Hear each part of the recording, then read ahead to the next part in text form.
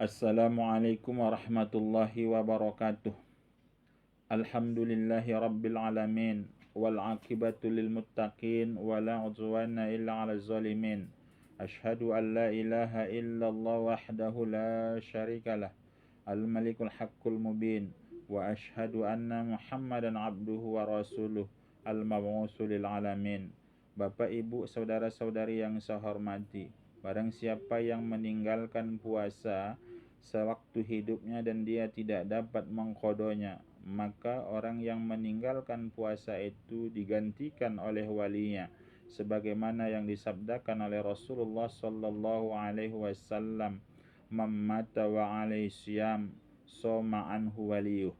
Barang siapa, yang arti hadis itu adalah barang siapa yang meninggalkan puasa dan dia meninggalkan puasa dan belum ada yang mengqada puasanya, maka puasa yang ditinggalkannya itu digantikan oleh walinya.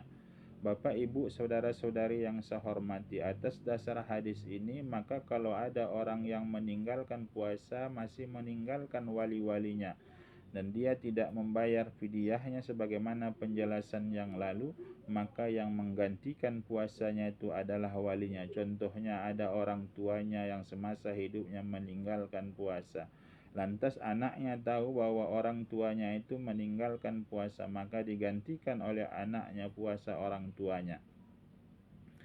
Bapak, ibu, saudara-saudari yang saya hormati, atau ada yaitu abangnya yang meninggal, adik-adiknya tahu yaitu bahwa abang itu meninggalkan puasa selama hidupnya, maka adik-adiknya itu mempuasakan yaitu puasa yang ditinggalkannya dengan mengqodonya.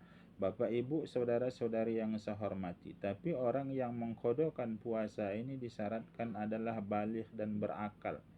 Kalau ada orang yang mengqodokan puasanya yaitu dari ahli warisnya atau dari walinya tidak baligh dan berakal, maka tidak sahlah qada puasanya kepada orang yang meninggal tadi. Kalau seandainya ada di antara keluarganya yaitu yang mengqodokan puasanya tapi tidak ada yaitu ahli warisnya yang baligh dan berakal, maka oleh sebab itu para ulama berbeda pendapat dalam menjelaskan ini.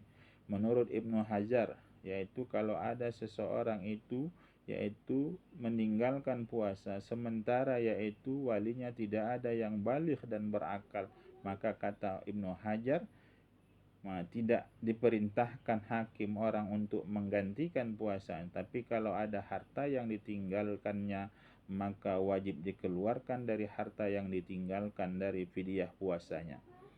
Dan ada satu pendapat yang mengatakan yang lain, yaitu menurut Syekh Romli. Dia menjelaskan bahwa kalau ada orang yang meninggalkan puasa di masa hidupnya sementara tidak ada walinya yang baligh dan berakal untuk menggantikan puasanya, maka hakim memerintahkan kepada orang lain untuk mempuasakannya dan diambil dari harta peninggalannya. Kalau bisa kita jadikan upah, maka kita upah orang lain untuk mempuasakannya.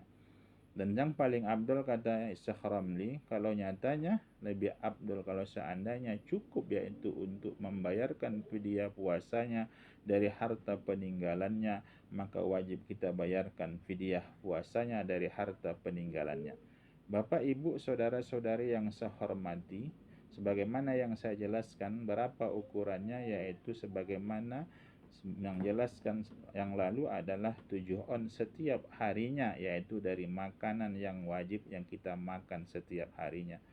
Bapak, ibu, saudara-saudari yang saya hormati, demikian juga kalau ada orang yang meninggalkan sholat atau ada orang yang bernajar i'tikaf, maka kalau seandainya ada orang yang meninggalkan sholat yang masih ada qadanya, maka ini ada hadis yang menjelaskan, yaitu kata para ulama mengatakan yaitu adalah hadis dhaif.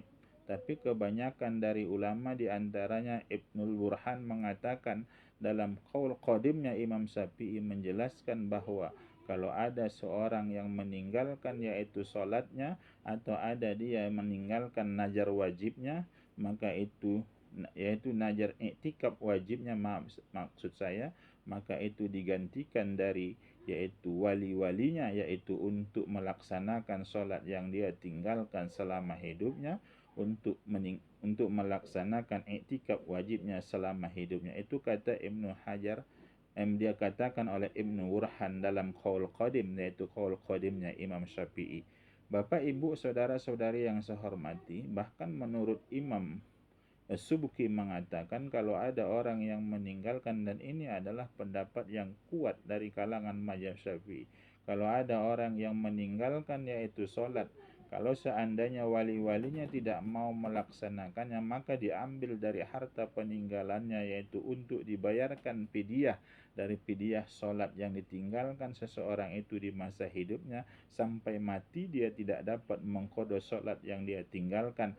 Kata Imam Subuki, menurut pendapat dia adalah setiap satu harinya dikeluarkan satu mud, yaitu dari beras, yaitu sebanyak 7 on untuk bipidiah solat seseorang, yaitu yang dia tinggalkan selama hidupnya.